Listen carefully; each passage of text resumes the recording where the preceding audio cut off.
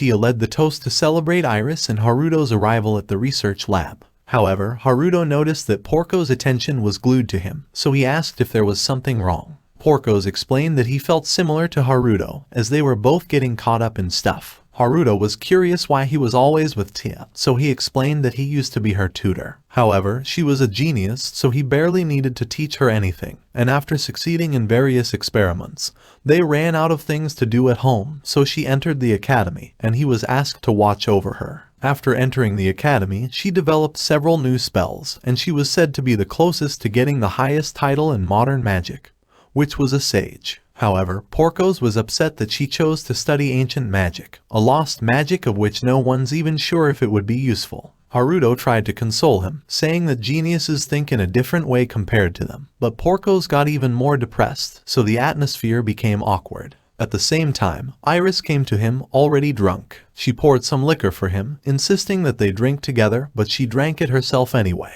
She thanked Haruto for joining the research lab with her, and she thought she could get stronger in the lab. But she fell asleep before she could finish her sentence. After tucking Iris to sleep, Haruto had to deal with Tia next. She asked if he was having fun before asking if he knew why Iris was interested in ancient magic. She explained that it was rare and impressive that Iris had control over all the attributes, but unfortunately, her level was only 5 out of 35, which was too low even for her age.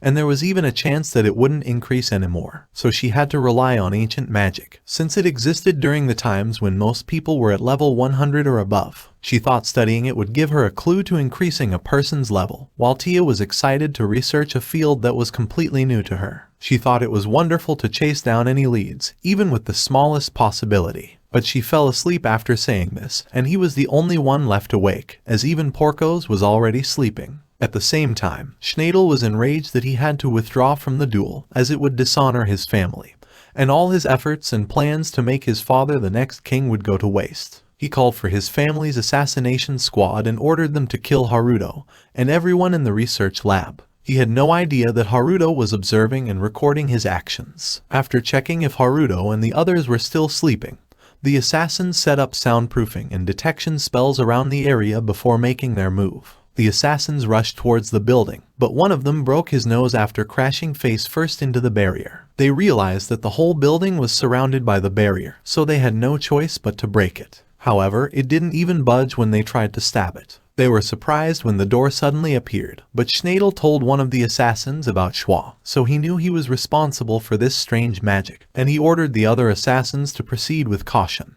But the assassin who opened the door was dragged inside without a chance to resist. And it also happened to the other assassins. After some time, the doors were opened by Haruto, and the assassins didn't hesitate to attack after seeing him. More doors opened, and Haruto appeared in all of them. However, after removing the mask of one of them, the assassins realized that they were attacking their companions, who were disguised by Haruto, while the real Haruto was above them, observing everything. The assassin captain immediately tried to attack him, but his spell was cancelled, and his movements were sealed by Haruto. He was planning to make the captain cough up all the information he had. Haruto confronted Schneider while bringing all the assassins he had captured. Schneider still tried to deny that he was responsible for the assassin, so Haruto showed him the recording when he ordered the assassins himself. Schneider was confused about how Haruto's magic managed to record the past, but Haruto didn't care about his reaction, and he thought that his previous punishment wasn't enough since Schneider still tried to assassinate him. He asked Schneider if he wanted to experience true pain. Schneider was afraid for his life, and he immediately injected something into his arm,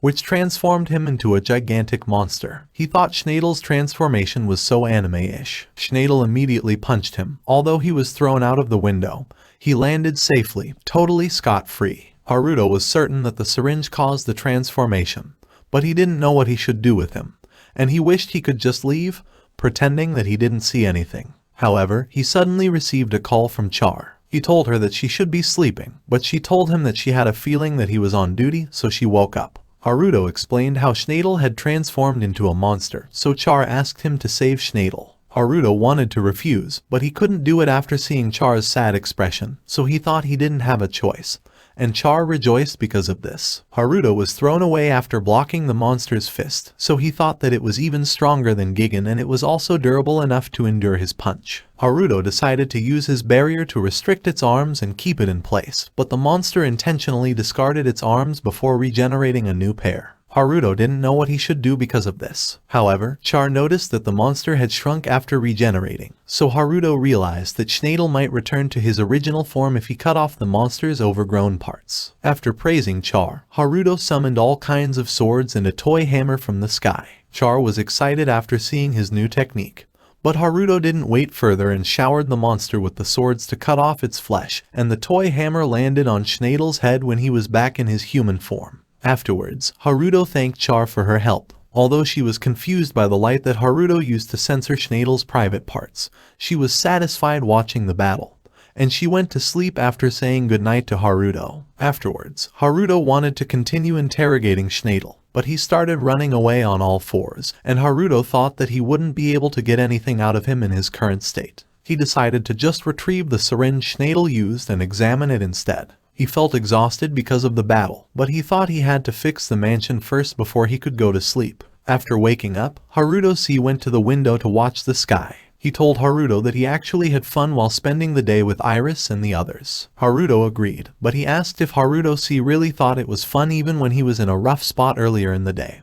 And he called Haruto a tsundere because of this. Haruto refuted that their current life is definitely better than the previous one. Haruto agreed, and he thought that even though they were still shut-ins, they didn't hate getting involved with other people anymore. Then he told Haruto to just stay in the lab for the night before praising him for doing a good job. The next day, Flay and Lisa started investigating in the capital, but since they were asking an old man with hearing problems, they couldn't get any proper response. A group of thugs offered to answer their questions without hiding their intention to take advantage of them.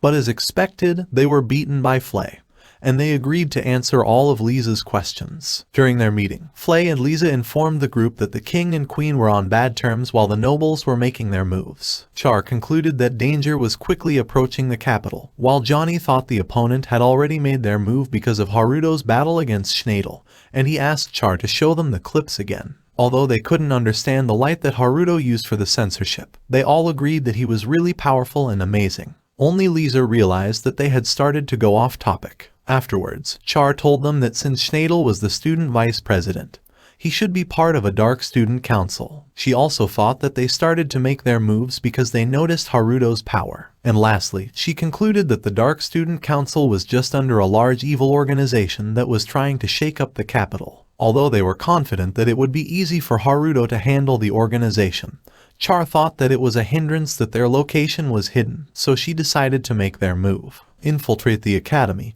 gather information, and expose everyone connected to the organization. And Char decided to call their group Camelot, and their purpose was to become Haruto's support. Haruto was troubled that their plan had progressed as far as infiltrating the academy. He couldn't deny anymore that the evil organization actually existed since Tia had also mentioned it, and he was certain that the queen was also involved in it. So he thought that he should watch over Char and everyone to ensure their safety, and it was all for his peaceful and safe hold-up life.